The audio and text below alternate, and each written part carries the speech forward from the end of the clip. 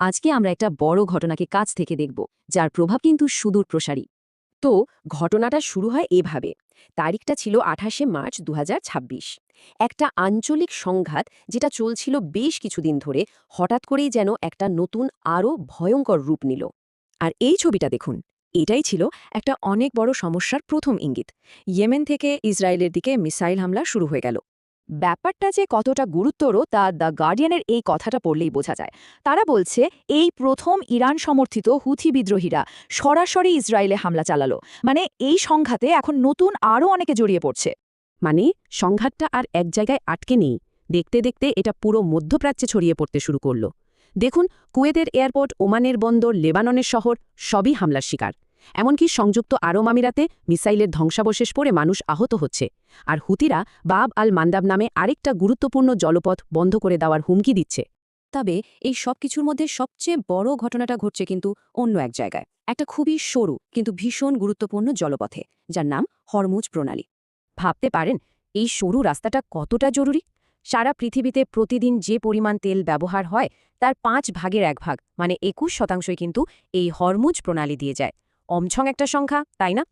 আর শুধু তো তেল নয়, তরলীকৃত প্রাকৃতিক গ্যাস বা এলএনজির কথাও ভাবুন। পৃথিবীতে যত এলএনজি এক জায়গা থেকে আরেক জায়গায় যায় তার 1/4 অর্থাৎ 25%ই এই পথ ব্যবহার করে। এই গ্যাস আমাদের শিল্প কারখানায় লাগে, ঘর গরম রাখতে কাজে লাগে, মানে পুরোটাই এখন ঝুঁকির মুখে। এর ফল কি হলো তা এই ছবিটা দেখলেই একদম পরিষ্কার।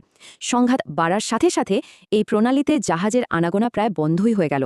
যেখানে প্রতিদিন প্রায় 40টা জাহাজ যেত, সেখানে সংখ্যাটা প্রায় শূন্যে নেমে এলো। এখন আসল ইন্টারেস্টিং ব্যাপারটা কি জানেন? এই যে প্রণালীটা বন্ধ হলো, এর সবচেয়ে বড় প্রভাবটা কিন্তু শুধু তেলের দামের উপর পড়ছে না। এর প্রভাবটা আরও অনেক গভীরে, আমাদের সাপ্লাই চেইনের এমন এক জায়গায় যা আমরা হয়তো সচরাচর ভাবিই না। কেন এমন হচ্ছে সেটা বুঝতে হলে আমাদের একটা টার্ম বুঝতে হবে। অর্থনীতিবিদরা একে বলেন ক্রিটিক্যাল ইনপুট বা গুরুত্বপূর্ণ উপকরণ। সহজ কথায় এটা এমন একটা জিনিস যার বিকল্প খুব সহজে বা চটজলদি খুঁজে পাওয়া প্রায় অসম্ভব। যেমন ধরুন প্রাকৃতিক গ্যাস, বিশেষ করে নাইট্রোজেন সার তৈরির জন্য এটা একটা অপরিহার্য উপাদান। চাইলেই কিন্তু প্রাকৃতিক গ্যাসের বদলে অন্য কিছু ব্যবহার করে সার বানানো যায় না। ফলে কি হচ্ছে? একটা ডমিনো এফেক্ট তৈরি হচ্ছে। প্রথমে হরমুজ প্রণালী বন্ধ হওয়ায় তেল আর গ্যাসের সাপ্লাই বন্ধ হয়ে গেল। এতে শুরু হলো জ্বালানি সংকট। তারপর ওই গ্যাসের অভাবে সার কারখানায় উৎপাদন বন্ধ বা খরচ অনেক বেড়ে গেল। এটা হয়ে গেল রাসায়নিক সংকট। আর শেষে সারের দাম বাড়ার কারণে কৃষকদের খরচ বাড়ল, যার ফলে সব ধরনের খাবারের দামও বেড়ে গেল। অর্থাৎ জ্বালানি সংকট থেকে সোজা খাদ্য সংকট। তো চলুন দেখি, এই যে একটা ঘটনার পর আরেকটা ঘটনা ঘটছে, এর ফলে বিশ্ব অর্থনীতিতে ঠিক কী প্রভাব পড়ছে। যেমনটা